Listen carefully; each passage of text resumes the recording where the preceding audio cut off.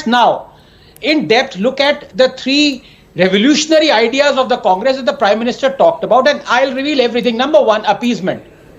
The Congress has a chance, it really does, to show it is against appeasement by saying that it is for the Uniform Civil Code and will not allow Muslim personal laws to run riot, by saying that it will ban middle-aged Muslims from marrying children, by saying that its government will control mosques as it does Hindu temples, by saying that it will overturn its overturning of the Supreme Court Shahbano judgment, by saying that it will abrogate the Waqf Act that is blatantly discriminatory, by saying that it will abrogate the conjunction of RTE with the 93rd Amendment that allows Muslim schools to escape keeping reservations for the economically weaker sections, by saying that it will abrogate Hajj subsidy, by saying that it will not celebrate the Hindu mass murderer Tipu Sultan's Jayanti, that it will not allow roads and towns to be named after genocidal monster Aurangzeb, by saying that it will stop paying salaries of Maulvis, by saying that it will stop state-sanctioned and funded madrasas, by saying that it will not have a blanket OBC quota for Muslims where all Muslims are declared backward,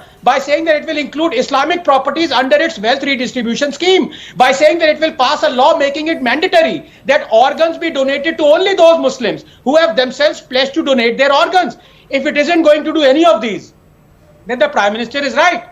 How is it Congress's manifesto any different from a manifesto drawn by an Islamic supremacist agency? Number two, wealth redistribution. Now, I don't need to expound on this much more because this is straight out of the pocket diaries of Mao and Pol Pot, belonging to this anti-science cult that has resulted in the murder of 100 million people and is the antithesis of Darwinism, in that it abjures competition and empathy. It attracts hateful, incompetent failures in life. It cushions their guilt of destroying things they're incapable of building. Common sense tells you, Rahul, that beyond the wealth that is anyway redistributed through the income and corporate taxes, any further redistribution amounts to the Marxist idea of looting those who generate wealth, or as Marx himself said, from each according to his ability to each according to his need. But who decides what is ability and what is need? Altruism must always be a fraction of truism.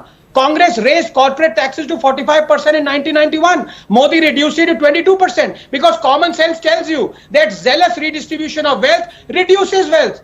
And total redistribution of wealth reduces wealth totally because it removes the incentive for people who generate wealth to generate wealth, because it makes a segment of population, the recipients, uncompetitive and unproductive, because it destroys every nation that has ever implemented it. Number three, very briefly, inheritance tax.